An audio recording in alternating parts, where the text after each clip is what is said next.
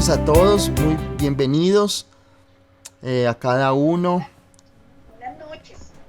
Muchas gracias por conectarse. Hace 8 días no pudimos estar conectados, tuvimos un inconveniente de tiempo y se nos corrió y desafortunadamente no pudimos estar conectados, pero bueno, sabemos que estamos en pie de lucha, creyendo que estamos avanzando en el propósito y en la visión que Dios nos ha entregado a cada uno de nosotros.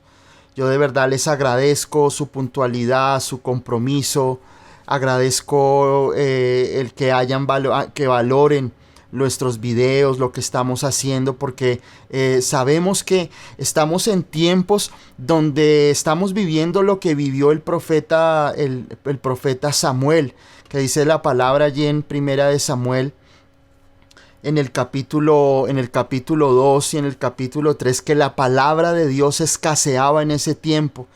Y eso es lo que estamos viendo en esta etapa de la iglesia. Hablaba con personas que definitivamente, digamos, todo lo que hemos vivido por la pandemia, el encierro, ha hecho que las personas entren como en una comodidad espiritual, donde de pronto no hay ese fuego, esa pasión por congregarse, de pronto por ir a las reuniones, por estar en un lado o estar en una reunión física como tal. Y ha sido, digamos, que una constante. La gente se acostumbró a esto, a la tecnología.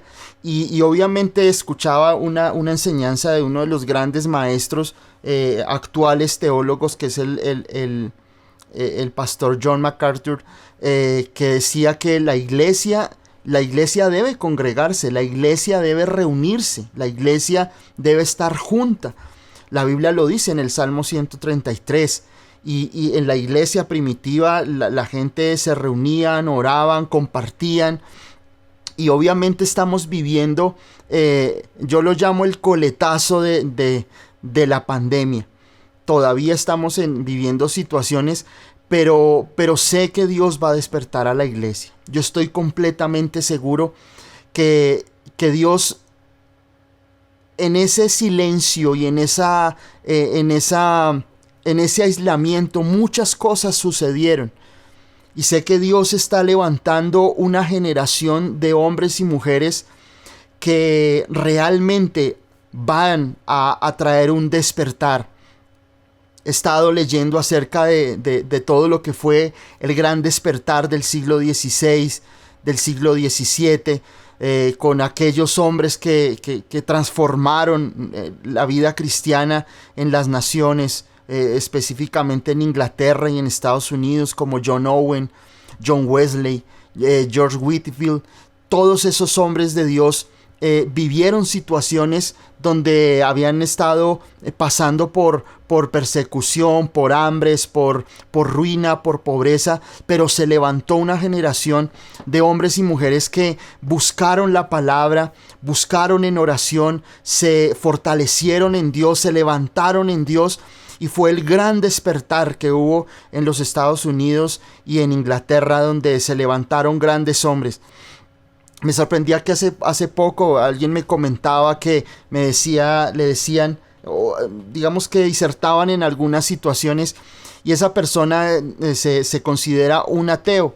Y le decía a otras personas, le decía: es que los cristianos son mediocres, los cristianos no piensan, los cristianos tienen una mentalidad mediocre, lo vuelvo a repetir. Y me parecía increíble, porque fueron los grandes hombres de Dios que ayudaron y aportaron a la sociedad. Músicos como Juan Sebastián Bach, que fue un cristiano entregado, completo. El puritanismo en Inglaterra y en Estados Unidos se levantó y bendijo a muchas personas, y hubo una gran reforma. Ayudaron a la política, ayudaron a la sociedad. Universidades como las universidades de Harvard, Oxford, universidades que tienen unas bases cristianas protestantes. Y me daba jocosidad ver que muchas veces los ateos van contra nosotros, pero no saben realmente lo que el cristianismo aporta a la sociedad. Uno de los grandes hombres que ya falleció fue el doctor Martin Lloyd Jones, que fue un gran médico, pero se convirtió al cristianismo y fue un gran pastor, un hombre gran influyente en Inglaterra. Y él, en una entrevista que le hacían, él decía que el cristianismo, el hombre o la mujer de Dios, debe influir en la sociedad. O sea, deben de influir de una manera positiva en la sociedad. Deben aportar, deben bendecir. No podemos enconcharnos nosotros en nuestro cristianismo pensando que nuestro cristianismo es algo de lo cual nosotros nos debemos avergonzar. El apóstol Pablo decía, porque no me avergüenzo del evangelio, porque es poder de Dios. No nos debemos avergonzar.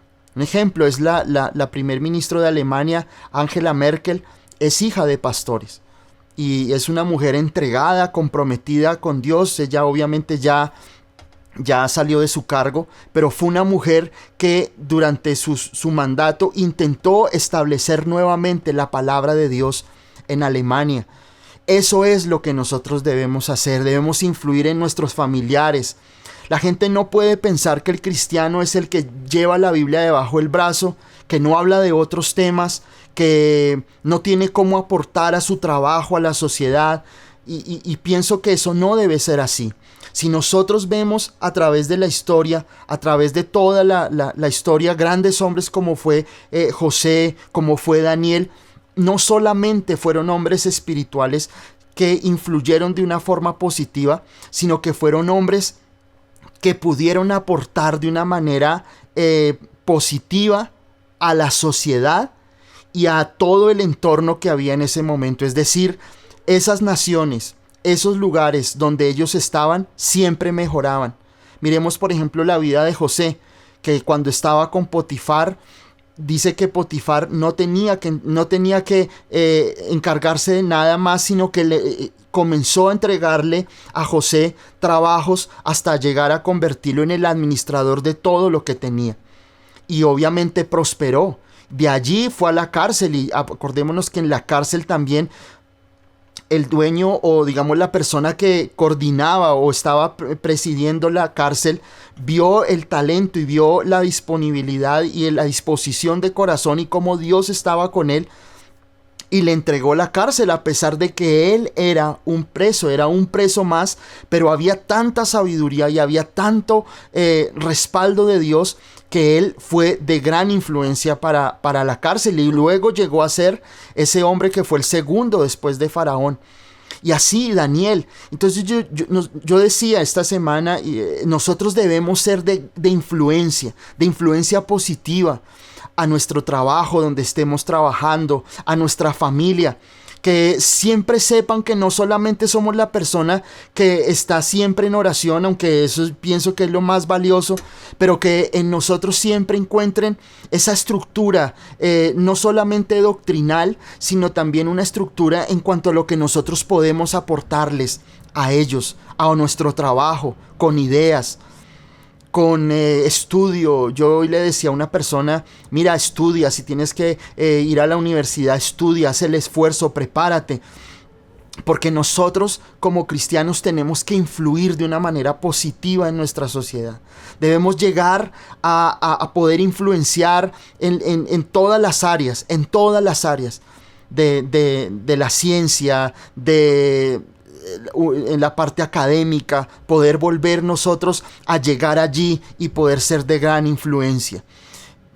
¿Esto a qué se debe? Obviamente a que de pronto la gente ha tenido el concepto de que el cristiano es el cristiano mediocre, el que deja la universidad, el que no estudia, el que siempre está en necesidad, el que siempre está en problemas.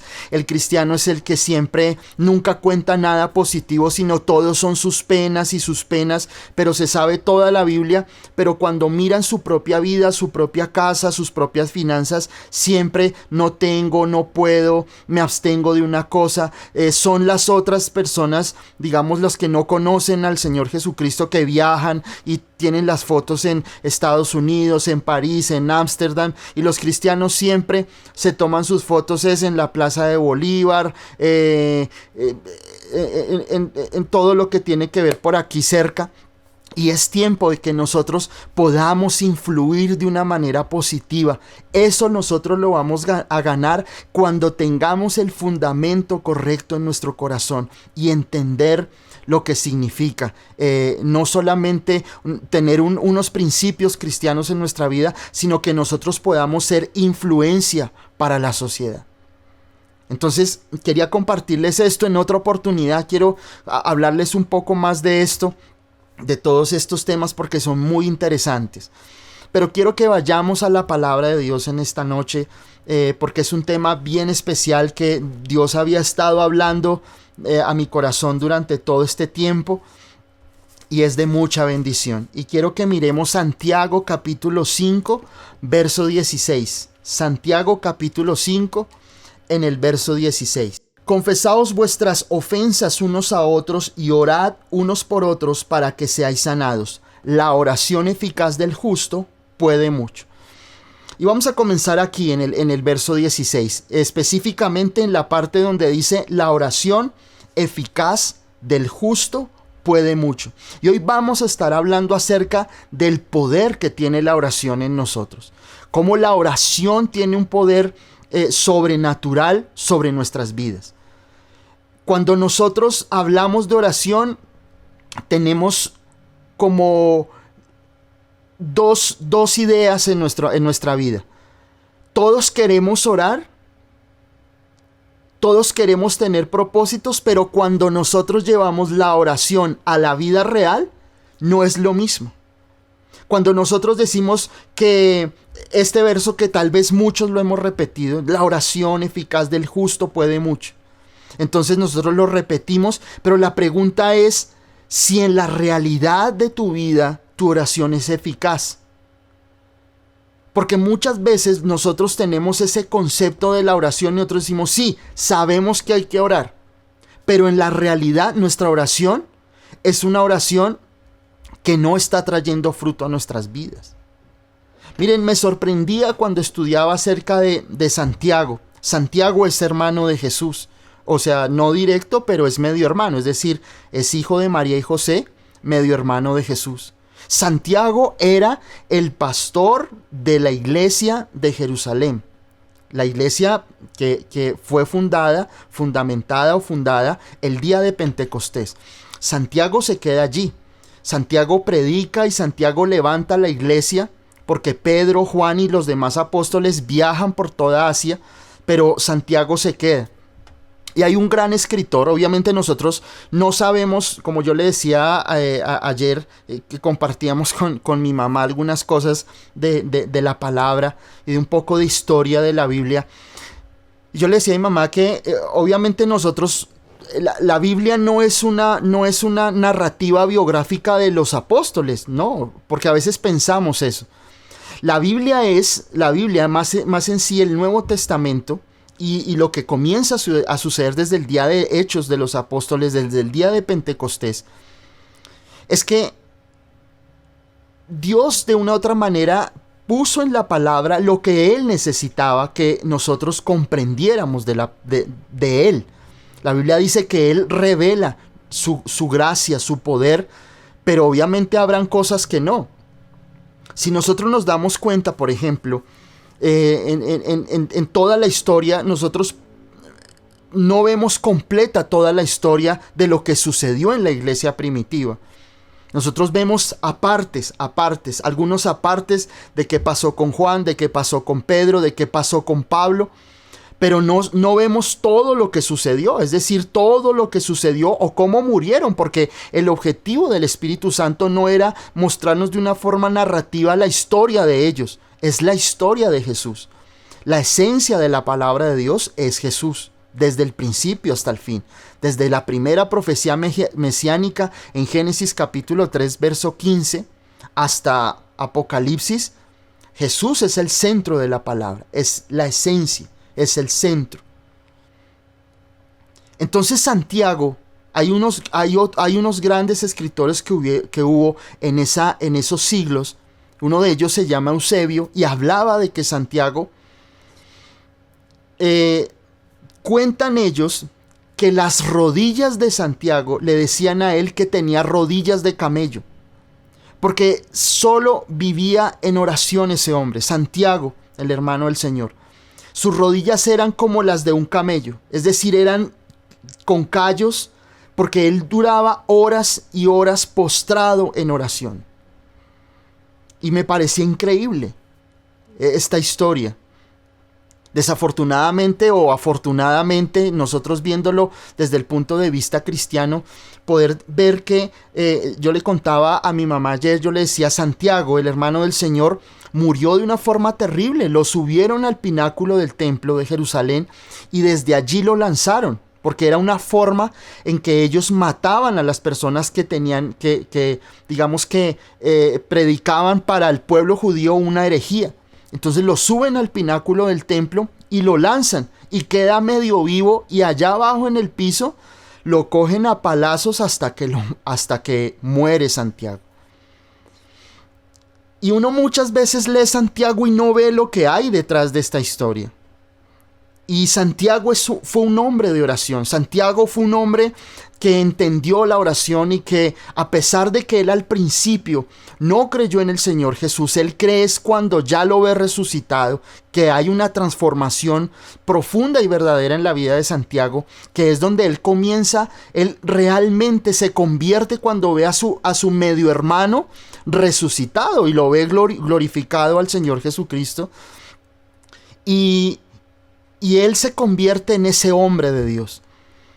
Y cuando yo leí aquí Santiago en capítulo 5, en el verso 16, nosotros vemos cómo la oración, él dice, la oración eficaz del justo puede mucho. Y esto nosotros nos lo repetimos y muchas veces lo hemos escuchado en los púlpitos, pero lo que el Señor, el Espíritu Santo me enseñaba era tremendo, era muy, muy grande. Y vamos a entrar a estar estudiando toda esta palabra, el verso 16 hasta el verso 18. Y miren, la palabra eficaz, cuando dice la oración eficaz, esa palabra eficaz en el griego original es la palabra energeo.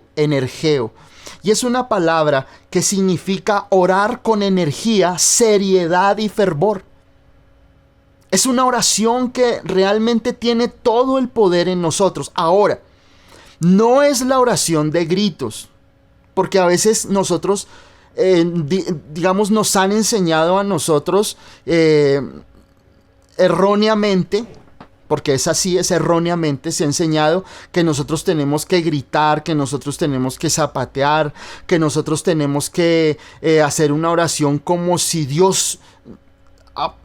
A punta de palabras, lo que el Señor predicaba, que el Señor le hablaba a los fariseos y le decía a sus discípulos, pero le decía que los fariseos piensan que a fuerza de palabras serán oídos. Y eso también aplica para nosotros, los hijos de Dios, los cristianos. Porque a veces pensamos que entonces tengo que zapatear y tengo que gritar y tengo que, mejor dicho, y pensamos que esa es la oración eficaz. Pero la oración eficaz, aquí cuando habla la palabra eficaz, es la palabra energeo, que es una palabra que significa tener energía al orar, tener una seriedad, un compromiso y un fervor al orar. Es decir, lo que hemos hablado muchas veces, la Biblia dice, el que se acerca a Dios debe creer que le hay. Cuando yo oro, tengo una audiencia personal con el Dios creador y eterno. Y a veces no pensamos en eso, a veces creemos que simplemente la oración es como una súplica que de pronto Dios nos escucha, que de pronto Dios en su infinita gracia y en su infinita misericordia nos va a escuchar. Pero dice aquí en Santiago que la oración eficaz del justo puede mucho. Es decir, la oración que tiene energía, pero energía de fe, de confianza. Es una oración que tiene compromiso, es una oración que actúa, que hace que las cosas sucedan.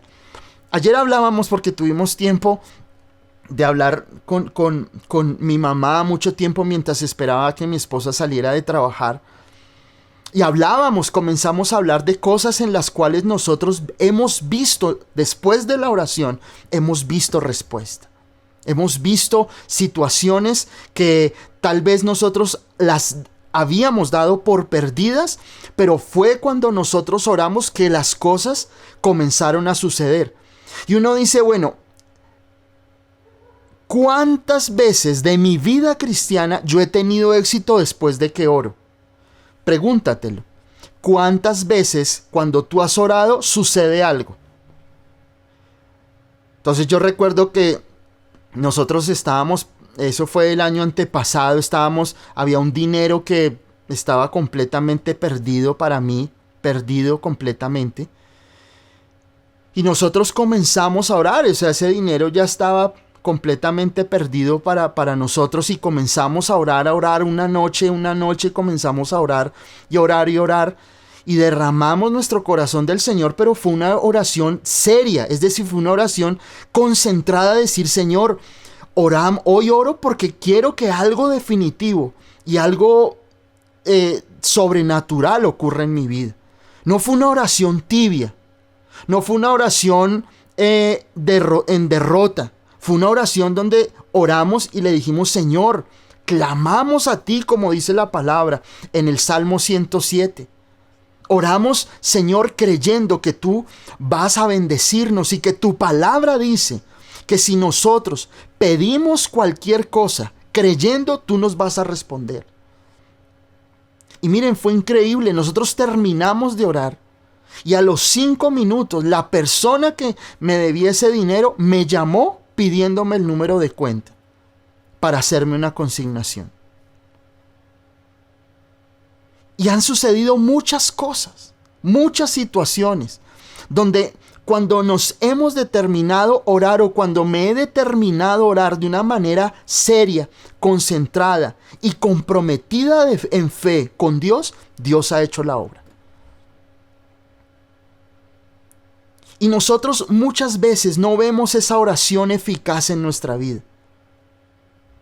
Más son las quejas de nosotros de ver oraciones no respondidas a nosotros estar contándole a muchas personas el fruto y el poder que hay en la oración. Yo recuerdo hace muchos años, yo estaba sin empleo, me había quedado sin trabajo y yo quería trabajar en una empresa, yo quería trabajar en esa empresa, pero digámoslo, no tenía, las capacidades de otras personas para ese cargo. Y yo recuerdo que yo puse eso en mi corazón y dije, Señor, yo quiero trabajar en esa empresa. Y obviamente había gente que tenía una capacidad de conocimientos y de experiencia en empresas, en muchas otras organizaciones. Y yo comencé a orar y a orar y a orar y a orar. Y yo decía, Señor, yo creo que tú abres las puertas. Porque la oración siempre debe ir atada a la palabra. La oración debe estar aferrada a la palabra. La oración eficaz es aquella oración que recuerda a Dios sus promesas. Es la oración que le dice al Señor, Señor, tú me dijiste. Y le leo los versículos. Y leo uno a uno y oro los versículos que Dios me ha dado. Y yo le digo, Señor, acuérdate de esta palabra. No es lo que muchas veces escuché en algún lado que decía, no, es que usted le tiene que reclamar al Señor. Yo no tengo que reclamarle nada. Yo lo que tengo que decirles es lo que la palabra de Dios me enseña cuando sucedía algo en el pueblo de Israel. Y el pueblo de Israel, dice la palabra, que iba a sus promesas, iba a su palabra y le recordaban al Señor y le decían, Señor, acuérdate, pero con humildad. No podemos ir a reclamarle, como alguna vez una enseñanza que estaba yo allí en ese lugar y escucho la enseñanza de un pastor, predicador, que llega y dice, es que ese día habló sobre la oración y decía, es que a nosotros a Dios no le podemos permitir que nos diga que no. Entonces yo recuerdo que llevó a toda la iglesia a orar a la oración diciendo, Señor, no acepto una negativa tuya.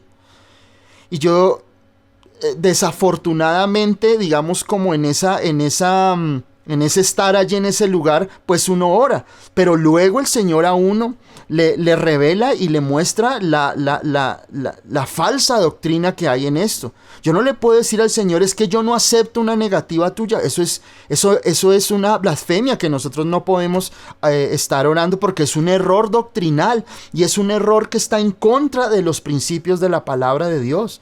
Si yo oro, yo debo ir con un corazón humilde, pero con un corazón seguro de lo que Dios ha hablado a mi vida y me ha prometido, y yo le debo orar. Pero acordémonos que la soberanía de Dios está por encima de la oración.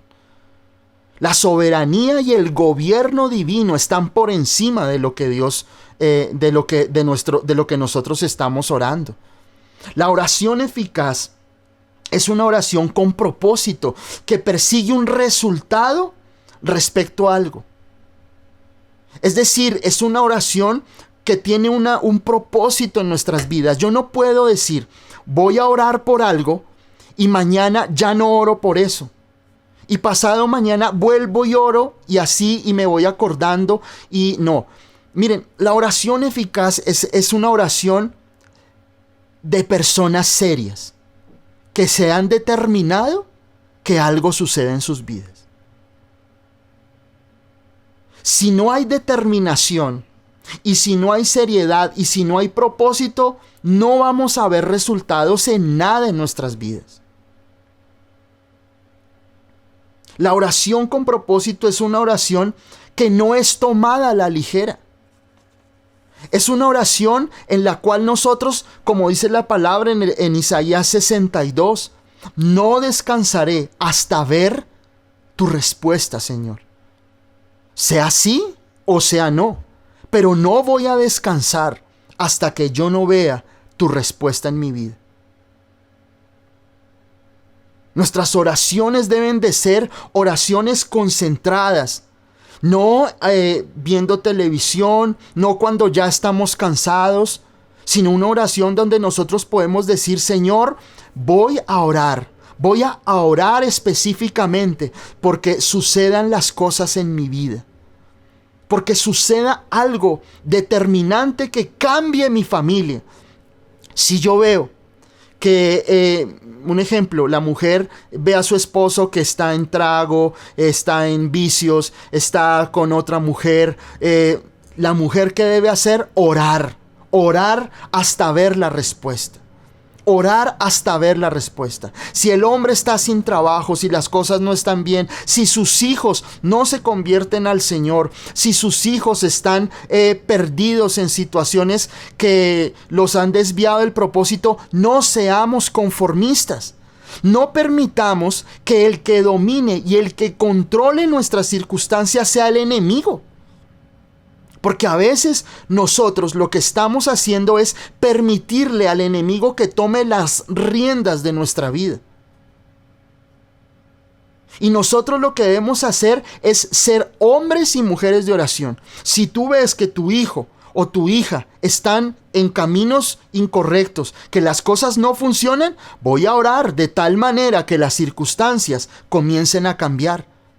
La oración eficaz es una oración determinante, es una oración seria, concentrada y sistemática. No es una oración que tú haces hoy y ya no la vuelves a hacer. No es una oración que tú haces hoy en una semana y luego se te olvida y aflojas. La oración eficaz es una oración planeada delante de Dios. Tú a Dios no le puedes llegar con una oración simple, entre dientes, sino que tiene que ser una oración específica. Decirle, Señor, yo necesito que tú me ayudes y hagas esto y esto en mi vida, por favor. Si tú quieres un carro, dile qué carro quieres. Pero no hagamos lo que nos enseñaban hace mucho tiempo. Que yo recuerdo que había una persona que se iba a los concesionarios a pisar carros. Eso no es bíblico, eso no tiene fundamentos. Y la gente se toma de lo que dice la palabra en Josué, que todo lugar que pisare la planta de nuestros pies será nuestro. Eso no es doctrinal, eso no es bíblico. Bíblico es que tú ores al Padre creyendo. Pero muchas veces las personas toman los actos de fe como un atajo para creer que tienen la bendición. Es como el ayuno. Las personas creen que el ayuno es como la forma donde Dios yo le tuerzo el brazo para que me responda. No es así. Isaías 58 habla muy bien de lo que significa el ayuno. Yo no puedo creer que la oración es la forma como yo puedo doblegar a Dios para que me responda, porque no es eso. La oración es el canal en el cual yo puedo hablar con Dios para que Dios traiga esa respuesta a mi vida. Obviamente el Señor dice en su palabra, todo lo que pidiereis al Padre en mi nombre os lo daré. Y Él lo promete hacer. Alguien me decía alguna vez, bueno, y si Dios ya sabe todo, y si Dios sabe cuál es mi oración, ¿Dios para qué quiere que ore si Él ya sabe lo que yo necesito? Pero la oración es la forma en la cual yo puedo hablar con Dios, llegar a su corazón para que Él me responda. Pero Dios necesita que yo haga una parte de mi trabajo y es orando. Porque yo a través de la oración conozco a Dios. Es decir, yo soy doblemente ganador. Cuando yo oro, yo no solo recibo lo que Dios me va a dar, sino que lo conozco a Él. Cuando tú oras, cuando tú buscas al Señor, tú tienes una doble medalla o un doble trofeo. El trofeo en el cual Dios a ti te responde, pero en el cual tú no vuelves a ser el mismo. Cuando yo he tenido esas experiencias de oración, de orar por una persona enferma, de orar por una persona, por un trabajo, de orar por una situación específica, económica o lo que sea, yo nunca vuelvo a ser el mismo porque yo he crecido en la fe. Es como si yo tuviera muchas batallas y esas batallas me dan a mí condecoraciones especiales.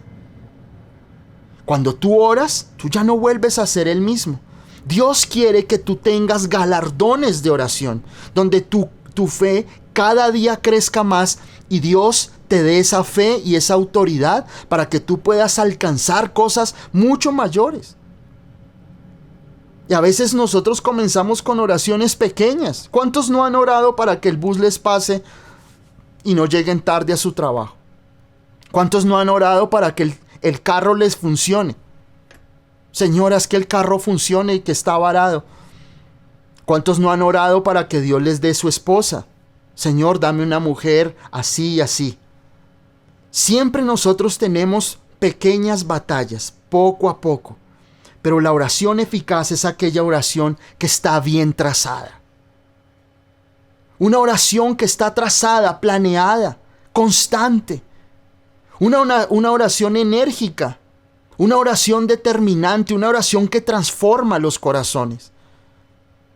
Nosotros no podemos tener una vida vacía en el sentido de que la oración es como algo con lo cual yo todavía después de 15 o 20 años sigo luchando con eso.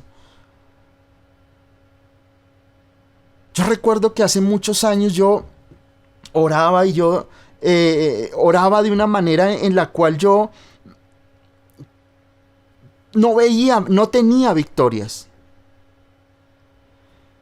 Y el Señor tuvo que enseñarme a través de la palabra y en específico de todo esto sobre qué significaba esa oración eficaz.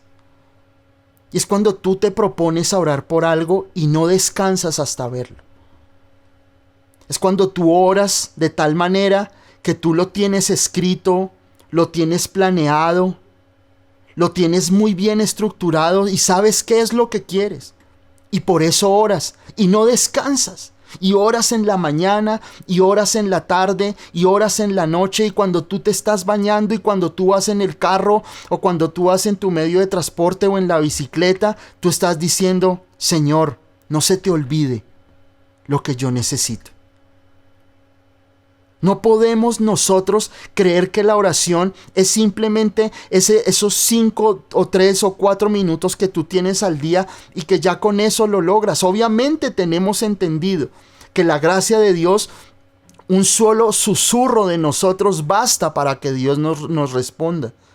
Pero hay momentos donde Dios necesita que nosotros tengamos esa determinación, esa planeación, esa energía, ese fervor para orar, esa llama que no se apaga con nada y nosotros perseveramos hasta que Dios nos responda. Ahora miremos qué dice allí en Santiago 5, en el verso 17. Y nos comienza a hablar de Elías. Miren lo que dice. Elías era hombre sujeto a pasiones semejantes a las nuestras. Y oró fervientemente para que no lloviese, y no llovió sobre la tierra por 3 años y 6 meses.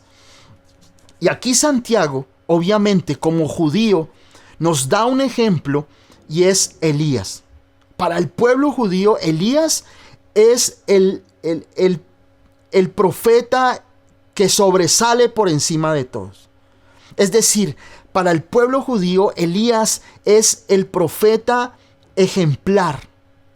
Está por encima, para el pueblo judío está por encima de Elías, está por encima de Isaías, de Daniel, de Ageo, está por encima de los grandes profetas, porque Elías tuvo el respaldo de Dios. No solamente habló la palabra de Dios, sino que Elías es el gran profeta. Ahora acordémonos que el profeta Elías es tomado en cuerpo por esos carros de fuego que lo llevan, y obviamente en el monte de la transfiguración los que se aparecen son Moisés y Elías cuando estaban en el monte de transfiguración. No se aparece Isaías, no se aparece Daniel, ni siquiera Enoc, que dice la palabra que fue tomado físicamente. Hay 3 personas, que es Enoc, Elías y el Señor Jesucristo, que son tomados físicamente como muestra de la resurrección y como muestra de los que seremos tomados en algún momento.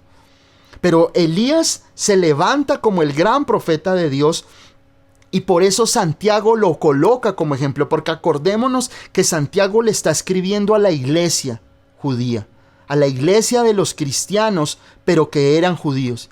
Y él utiliza el ejemplo de Elías para mostrar acerca de lo que significa la oración. El profeta Elías hace 7 milagros. Su sucesor Eliseo hace 14. Esa es una gran enseñanza que hay, muy linda y muy edificante. En algún momento se las enseñaré. Pero el profeta Elías hace 7 milagros en su ministerio.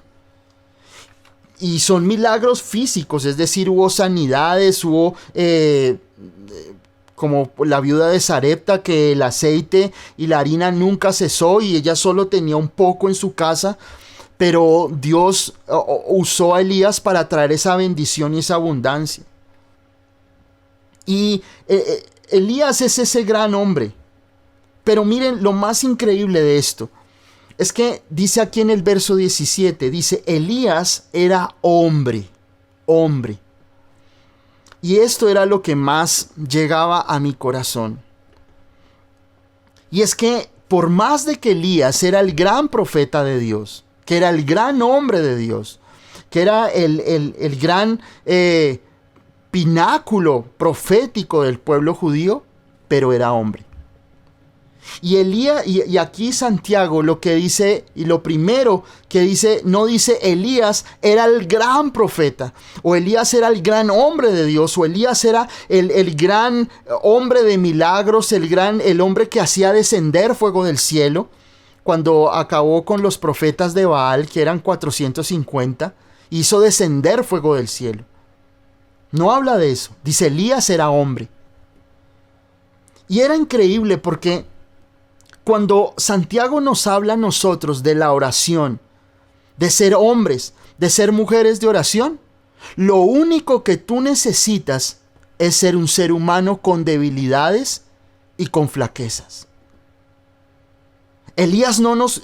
Santiago no nos coloca un gran ejemplo para que nosotros nos sintamos como que solamente la oración es para aquellos grandes hombres de Dios. Para aquellos hombres de Dios que tienen como una influencia con Dios porque están más cerca a Él. Elías era hombre y como tal tiene pasiones, tiene debilidades, tiene flaquezas. Y Elías es un hombre que tiene unas flaquezas que uno dice, Elías se parece a nosotros. Elías era vulnerable. Elías tiene flaquezas en su carácter, llora, se deprime, se desanima y se parece a nosotros. ¿Qué me enseñaba el Señor? Es que la oración es lo que nos hace a nosotros poderosos. La oración es la herramienta, es la forma donde tu vida puede llegar a dejar de ser mediocre y en pobreza y en enfermedad y ser una vida maravillosa, poderosa y victoriosa en Cristo. No son tus talentos. No es tu conocimiento bíblico, es la oración. Elías era hombre, dice ahí en 5:17 de Santiago. Elías era un hombre y estaba en la condición humana.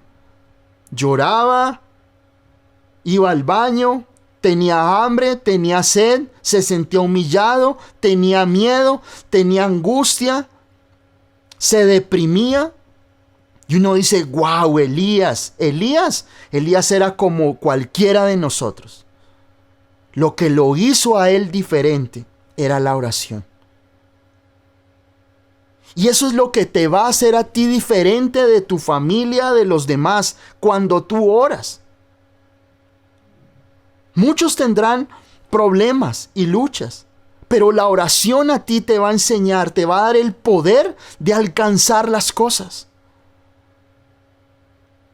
Cuando tú oras, tu mundo cambia. Cuando tú oras, las circunstancias alrededor tuyo cambian o cambian. Hay un gran hombre de Dios que fue el fundador de muchos orfanatos para niños. Fue el pastor George Mueller. Y George Mueller fue un hombre de oración, fue un hombre que no tenía un peso, pero fundó iglesias, fundó orfanatos. En uno de sus libros alguna vez contaba que en uno de sus orfanatos habían 300 niños y eran las 3 de la tarde y se les había acabado el mercado. No tenían que comer, ni para ese día ni para la semana. Pero él nunca desfalleció en la fe. Se postró, entró a su cuarto de oración en aquel orfanato y comenzó a orar y a orar insistentemente. A las 6 de la tarde llegó un hombre con comida suficiente para 15 días. Y si nosotros vemos la historia de ese hombre, de George Mueller, fue un hombre que se sostuvo solamente en oración. ¿Cuánto nos falta a nosotros ser iguales? El hombre de oración tiene un ancla profunda en el mar de situaciones y dificultades. El hombre y la mujer de oración tienen un mapa, una carta que los va a llevar a su puerto seguro. No van a andar divagando o van a estar viviendo en circunstancias y un día viven en una tormenta y otro día en otra.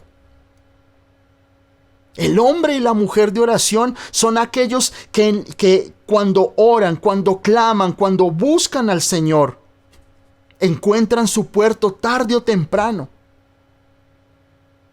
Y nosotros debemos ser como aquel Elías. A veces nosotros pensamos que los grandes hombres de Dios que están allí en los púlpitos son inmaculados. Pero somos hombres. Somos hombres, tenemos debilidades, estamos en la condición humana. Hay tentaciones, hay debilidades, hay luchas, hay dudas. Me sorprendía que el gran Charles Spurgeon, el gran príncipe de los predicadores, sufría de unos cuadros de depresión impresionantes.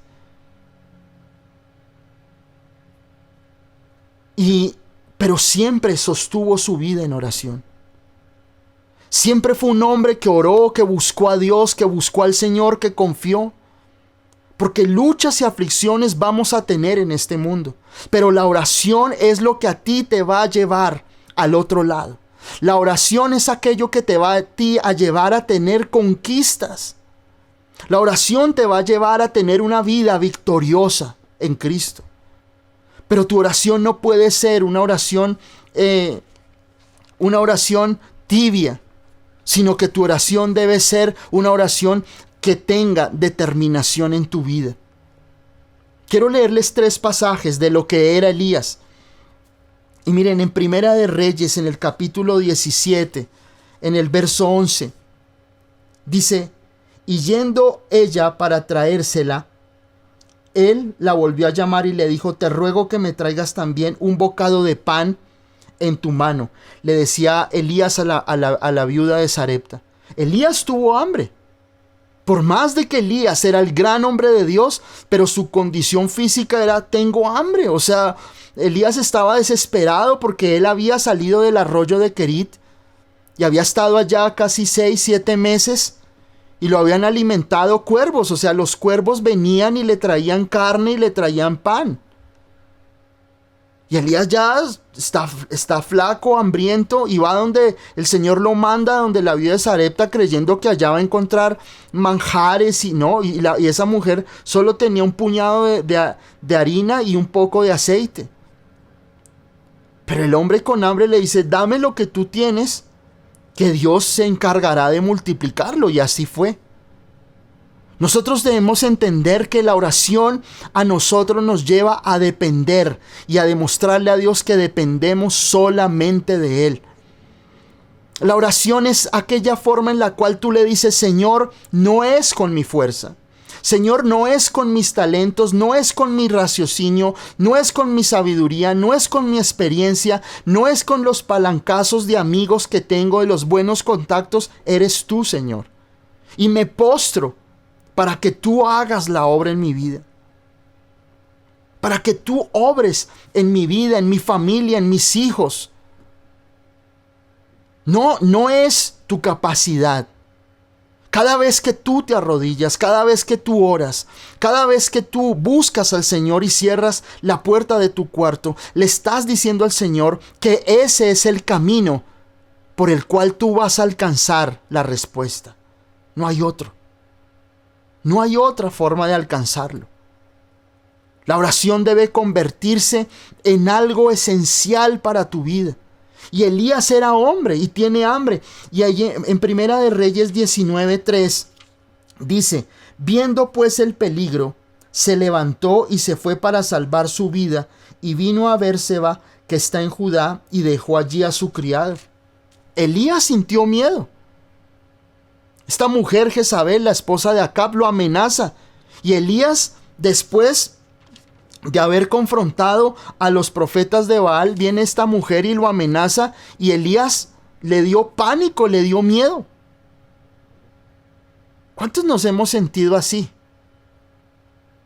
Un día Dios nos da una respuesta, todo está bien, el examen salió negativo, estás bien. Y al otro día o a la semana pasa otra cosa y huimos. Después de haber tenido una gran victoria, muchas veces nosotros huimos de situaciones tal vez más pequeñas, porque así somos los seres humanos. Los seres humanos estamos siempre exhibiéndonos hacia el miedo. Estamos como en una plaza donde siempre van a haber leones que van a querer colocarte miedo, colocarte angustias. Y esa es la vida cristiana. Y Elías tiene miedo allí en Primera de Reyes 19:3. huye y deja su criado. Huye, tiene pánico, tiene pavor y prefiere huir con miedo. Porque así muchas veces vivimos nosotros las circunstancias. Huimos de las situaciones difíciles.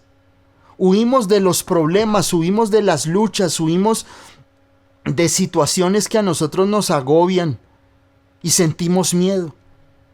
Y el gran profeta Elías siente miedo.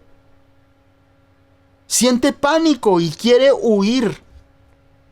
Por eso dice allí Santiago en el 5:17, Elías era un hombre, y era un hombre sujeto a pasiones como las nuestras. Nosotros los seres humanos estamos en una condición carnal. No significa que nosotros por eso vamos a fallarle a Dios, sino que nuestra naturaleza es pecaminosa de por sí. Pero no solamente hacia el pecado, sino también hacia aquellas debilidades de sentir miedo, de sentir angustia, de sentirnos vulnerables. Pero Elías lo que lo hizo diferente fue la oración. Y también en Primera de Reyes, en el verso 9 al 14, dice, y allí se metió en una cueva donde pasó la noche y vino a él palabra de Jehová, el cual le dijo, ¿qué haces aquí, Elías? Y él respondió, he sentido un vivo celo por Jehová, Dios de los ejércitos, porque los hijos de Israel han dejado tu pacto, han derribado tus altares y han matado a espada a tus profetas, y solo yo he quedado y me buscan para quitarme la vida. Él le dijo, sal fuera y ponte en el monte delante de Jehová, y aquí Jehová que pasaba y un grande poderoso viento que rompía los montes y quebraba las peñas delante de Jehová, pero Jehová no estaba en el viento. Y tras el viento un terremoto, pero Jehová no estaba en el terremoto. Y tras el terremoto un fuego, pero Jehová no estaba en el fuego. Y tras el fuego un silbo apacible y delicado. Y cuando lo oyó Elías, cubrió su rostro con su manto y salió y se puso a la puerta de la cueva, y aquí vino a él una voz diciendo, ¿qué haces aquí, Elías? Y Elías sufre una depresión. Si ustedes ven ahí desde el verso 4 hasta el verso 15 que nosotros estamos hablando, hay una parte aquí en el verso 4 donde dice, y vino y se sentó debajo de un enebro, y deseando morirse, dijo, basta ya, oh Jehová, quítame la vida, pues no soy yo mejor que mis padres. Y echándose debajo del enebro se quedó dormido. Y eso pasa, eso sucede. Digamos, Elías era un gran hombre de Dios y enfrentó a los profetas de Baal y era el gran hombre poderoso, el hombre de fuego, pero se deprimió y deseaba morirse. ¿Cuántos les ha pasado eso? ¿Cuántos cuando ven una situación difícil que no podemos enfrentar deseamos morirnos? Elías lo vivió. Y Elías durmió. Porque uno de las formas en que la depresión muchas veces se manifiesta es durmiendo. Entonces, para evadir los problemas, entonces la gente duerme y duerme y duerme hasta tarde, hasta la 1, 2 de la tarde, porque no sienten ganas de vivir. ¿Cuántas veces nos hemos sentido así nosotros? Donde que por más de que queramos, por más de que escuchemos, pero estamos en un decaimiento espiritual increíble. Pero Elías entendió algo, y es: la oración podía transformar cualquier situación en su vida. La oración, a pesar de las debilidades, de las flaquezas, de sentirse deprimido, de sentirse derrotado, él se levantaba en oración, y nosotros lo vemos. A pesar de que Elías pasa por un valle de tristeza, a pesar de que Elías pasa por un momento de desolación, de fracaso emocional, pero él sale de allí, sale de esa situación y se convierte en ese gran hombre de Dios, y el Señor ve en Elías y se lo lleva físicamente, se lo lleva. ¿Cuál sería su vida? Solo aquí, y esto es una tipología. Solo aquellos que realmente conocen a Dios en lo profundo podrán ser arrebatados con Él. Solo aquellos que realmente le conocen en su presencia y le aman y le conocen son aquellos que el Señor llevará para sí. Y esto es una enseñanza muy bonita en su palabra. Porque Elías, a pesar de que no era ese gran superhombre, ese hombre influyente, ese hombre de pronto que a toda hora estaba profetizando y a toda hora estaba haciendo milagros, pero cuando estaba en silencio en esos momentos, había comunión con Dios. Porque aún Dios, cuando Elías estaba deprimido, no lo dejó solo. Dice allí que envió un ángel para que lo fortaleciera. Porque él vivía en la presencia de Dios.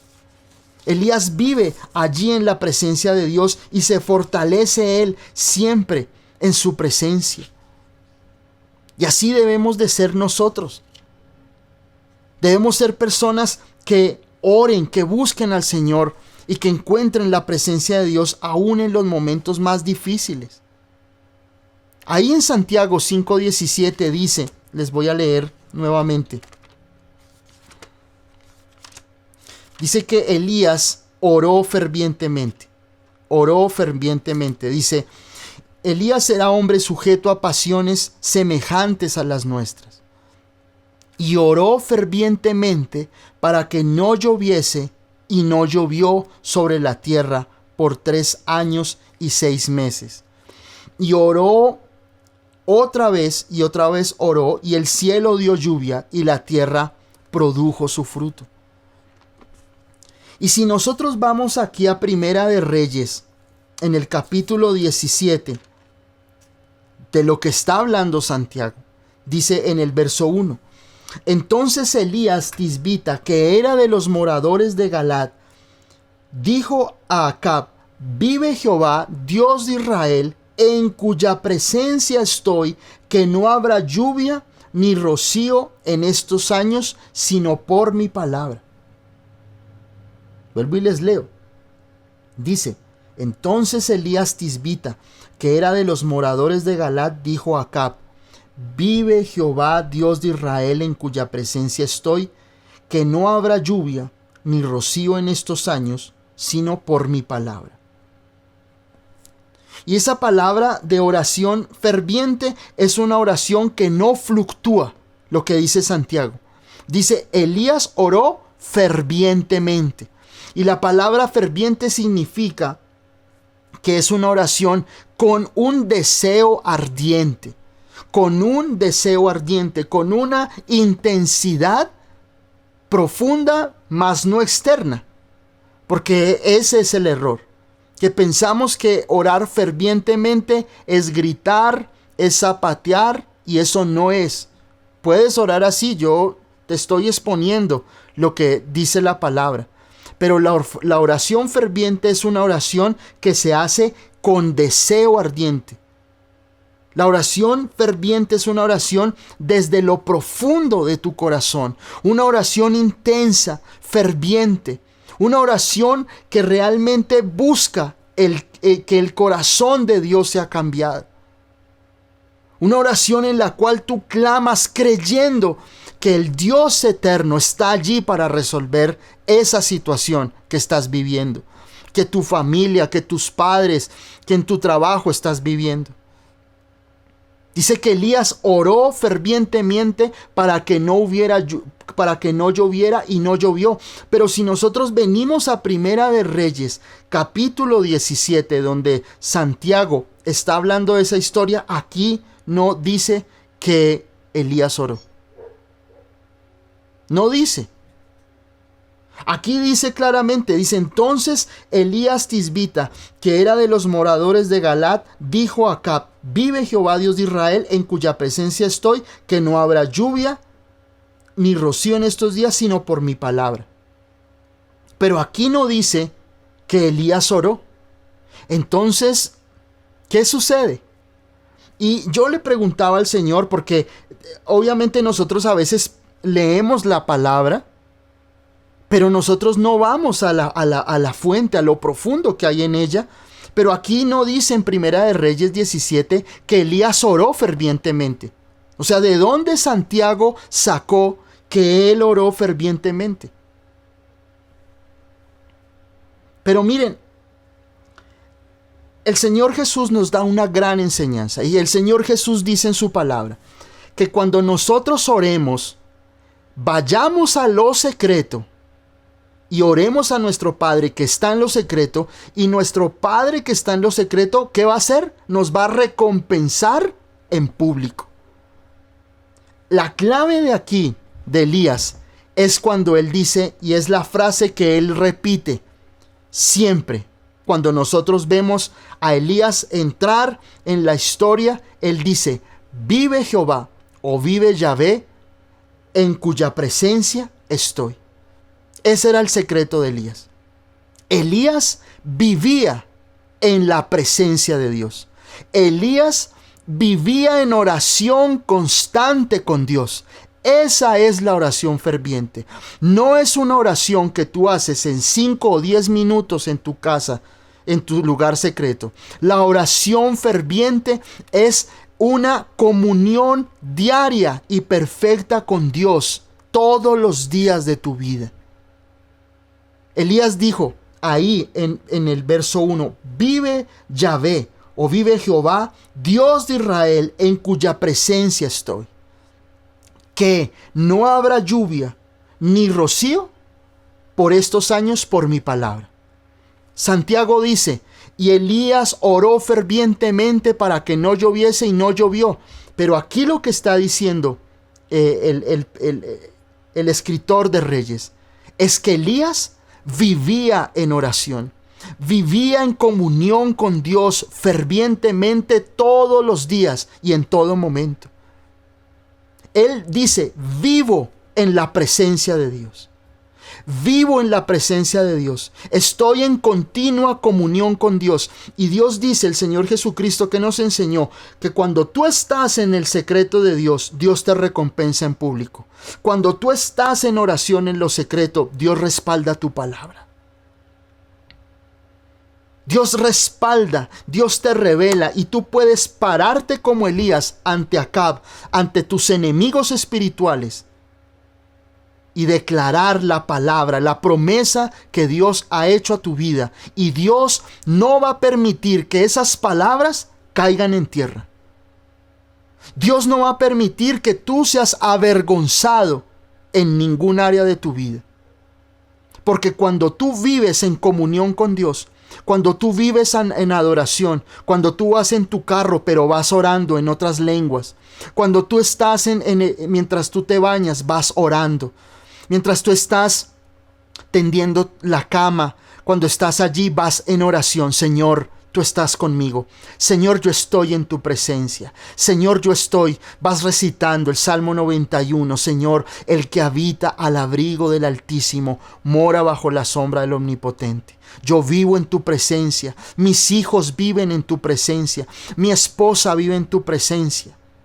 Cuando tú tienes ese nivel de estar en la presencia de Dios, esa es la oración ferviente. Esa es la oración que Dios responde, porque tú estás conectado con Dios las 24 horas del día. Eso era lo que hacía Elías. Y cuando Dios le dijo a Elías, no va a venir lluvia, porque será una forma en que yo traiga juicio sobre la tierra, Elías simplemente llega a donde Acab y le dice, Acab, durante 3 años no va a llover por mi palabra. Nos vemos en 3 años. Y así tú lo intentes, que es lo que luego los profetas de Baal intentan hacer. El que hace llover es Dios a través de la voz de Elías. Y eso es lo que Dios va a hacer en tu vida. Dios te va a levantar en tu familia como un hombre y una mujer de autoridad. ¿Cuándo? Cuando tú estés en la presencia de Dios. No 5, ni 10, ni 15 minutos, sino cuando tú todo el día, en tu carro, en tu casa, estés en comunión con Dios. Cuando tú digas así como Elías dice: vivo en tu presencia, Señor. Vivo en tu presencia, Señor. Vivo una vida en oración, en buscarte. Señor, te estoy adorando. A veces cuando voy en el carro, voy orando en otras lenguas, yo voy adorando al Señor, yo voy buscándolo. Coloco música de edificación cuando voy solo, cuando voy con mi esposa. Voy orando, cuando estoy en mi trabajo, estoy ahí como en esa comunicación con Dios. Y Dios es fiel, porque esa es la oración ferviente. La oración ferviente no es que tú zapatees y grites. La oración ferviente es cuando tú estás en intimidad con Dios en todo momento. Y puedes decir lo que dice Elías: vive Jehová en cuya presencia estoy. Y ahí vendrá la revelación para tu vida y confesarás la palabra, y lo que tú digas, lo que salga de tu boca, el Señor lo hará realidad. Ahora miren, el Señor te mostrará la salida a tu problema. Ahora miren, ahí en el verso 18 de Santiago, dice que oró otra vez Elías, ora por segunda vez, 3 años luego, para que viniera otra vez la lluvia, y llovió, dice en el verso 18 de Santiago. Y otra vez oró, y el cielo dio lluvia, y la tierra produjo su fruto. Vamos a ver en la palabra qué sucede, qué es lo que sucede para que Santiago diga eso. Y vamos a Primera de Reyes, capítulo 18, verso 42. Leamos desde el 41. Primera de Reyes 18, 41. Dice: entonces Elías dijo a Acab: sube, come y bebe, porque una lluvia grande se oye. Habían pasado, algunos están entre que son 3 años, otros que son 3 años y medio. Pasan esos 3 años o 3 años y medio, y Elías vuelve a verle la cara a Acab. Y le dice: Acab, sube, come y bebe, porque una lluvia grande se oye. Acab subió a comer y a beber, y Elías sube al monte Carmelo, y postrándose en tierra, puso su rostro entre las rodillas, y dijo a su criado: sube ahora y mira hacia el mar. Y él subió y miró y dijo: no hay nada. Y él le volvió a decir: vuelve 7 veces. A la 7ª vez dijo: yo veo una pequeña nube como la palma de la mano de un hombre que sube del mar. Y le dijo: ve y di a Acab: unce tu carro y desciende, para que la lluvia no te ataje.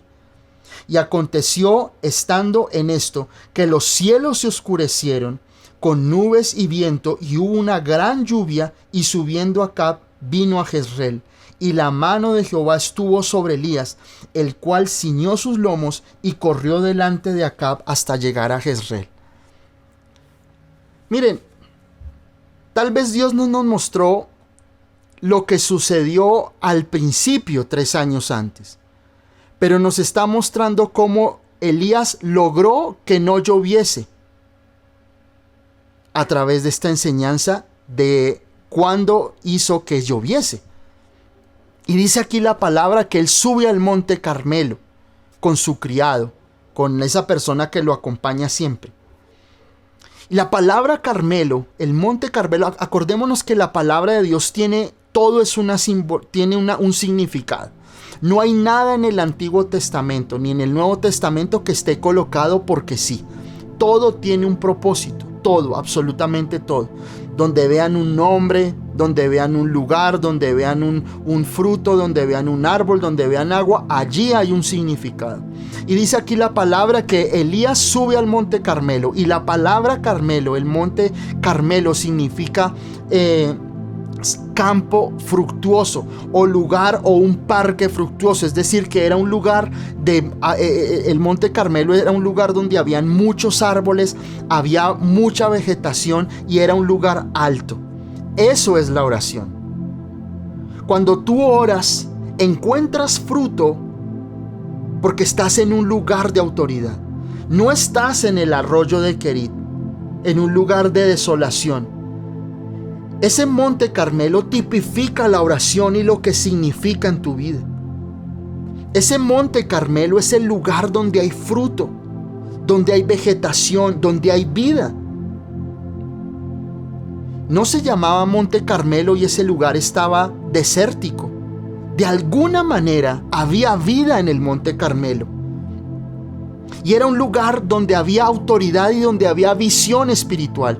Porque Elías le dice a su criado: sube ahora y mira hacia el mar. Cuando tú oras, encuentras fruto. Cuando tú oras, encuentras vida. Cuando tú oras, tú ves con visión profética, con la visión de Dios, ves lo que Él quiere hacer. Cuando tú entras a oración, tú subes a ese Monte Carmelo, donde hay vida, donde ves fruto en lo que haces, en la oración, y donde el Señor abre tus ojos para que tú puedas ver lo que está sucediendo en el reino espiritual, o lo que Dios quiere revelarte, en lo cual debes orar. Y le dice al criado, le dice: sube, y le dice: y vuelve 7 veces. Eso es una oración insistente. No es una oración de un día, de 2 días. Le dice 7. Ahora, ¿significa que son 7? No, acordémonos que el 7 en la palabra de Dios, en la Biblia, es el número perfecto de Dios. Es decir, que no significa que son 7, sino que pueden ser muchas más, pero que tú debes aprender a insistir en oración hasta lograr la respuesta. Y envía a su criado, y el criado le dice, a la 7ª vez, el criado le dice: yo veo una pequeña nube como la palma de la mano de un hombre. O sea, una mano, por más grande que sea, tendrá un diámetro de 15, 14 centímetros aproximadamente. Y el criado ve esa pequeña nube y le dice a Elías. Y Elías no se desanima. Elías dice: ya tengo la respuesta. Y le dice al criado, le dice, ve y di a Acab: unce tu carro y desciende para que la lluvia no te ataje. Y aconteció, estando en esto, que los cielos se oscurecieron con nubes y vientos, y hubo una gran lluvia. Esa es la oración eficaz. En la oración tú debes de ver esa pequeña mano en fe. No estoy hablando de una forma, digamos, directa de que tienes que ver una mano, no. Esa fue la señal que Elías necesitaba. La convicción de que Dios ya le había respondido. Y la fe es eso. La fe es esa certeza que tú consigues y conquistas en oración en tu vida, donde tú dices: Señor, tengo la promesa. Esa pequeña mano puede ser un versículo de la palabra. Señor, tú me diste esa palabra. Pero Elías comienza a actuar cuando él ve la palabra. Y no duda en ella, sino que camina en ella y persevera en ella. No se desanima, sino lo contrario. Le dice aquel criado, le dice: veo una pequeña mano, una nube como la pequeña mano en el horizonte. Imagínense, es una cosa insignificante, pero esa era la respuesta que necesitaba Elías. Y Elías dijo: Dios ya está obrando. Dios ya está obrando a mi favor. Entonces, ¿qué haces aquí? Ve y dile a Acab que la tormenta viene. Cuando ese joven se fue, Elías continuó orando y los cielos se oscurecieron y vino la lluvia. Sube a tu Carmelo. Sube a la oración, sube a ese lugar de autoridad. Ya no estés más en esos lugares secos y desérticos, donde son oraciones tibias, oraciones que no pasan del techo, sino oraciones fervientes, oraciones insistentes, oraciones que creen, oraciones planeadas, oraciones con propósito, que no descansan hasta ver la respuesta. El Carmelo es el lugar donde comienzan las grandes lluvias, donde comienzan esas lluvias, y tal vez tu tierra, tu familia, tus hijos están en sequedad. Tal vez Tu vida está en un desierto emocional, financiero, en tu matrimonio, sequedad total. Sube a tu Carmelo, sube en oración donde te vas a encontrar con aquel que te puede dar vida y fruto, aquel que te va a quitar la venda de tus ojos y vas a poder ver en el reino espiritual lo que está sucediendo. No en un lugar de desierto, no en un lugar de sequedad, sino en ese lugar donde vendrá el fruto para tu vida. Y cuando veas esa palabra que Dios te va a dar en ese Carmelo, en ese monte de oración, en ese lugar espiritual de oración, ten la convicción que de ahí en adelante una lluvia grande te espera. Una lluvia de bendiciones vendrán sobre tu vida. Confiesa la palabra. Nosotros con mi esposa y con mi familia creemos lo que dice la palabra. Tú coronarás el año de bendiciones. Para muchas personas llegar diciembre es símbolo de fracaso, de deudas, de tristeza. No, confiesa y cree lo que la palabra de Dios dice y ora: Señor, tú coronarás el año con bendiciones. Tú coronarás el año con favores. Señor, tu palabra dice: sube a tu Carmelo, a ese lugar donde hay fruto, a ese lugar donde hay vida, que es la oración, porque eso significa el monte Carmelo. Póstrate de rodillas y clama al Señor para que esas cosas que tú necesitas que Dios haga, comience Él a obrar. Tal vez son tus hijos, tal vez es una situación financiera, tal vez es una enfermedad, tal vez un familiar que ha estado enfermo o que tú estés buscando que esa persona se convierta al Señor. Ora, sube a tu Carmelo, porque sé que Dios te va a dar completa victoria. Amén.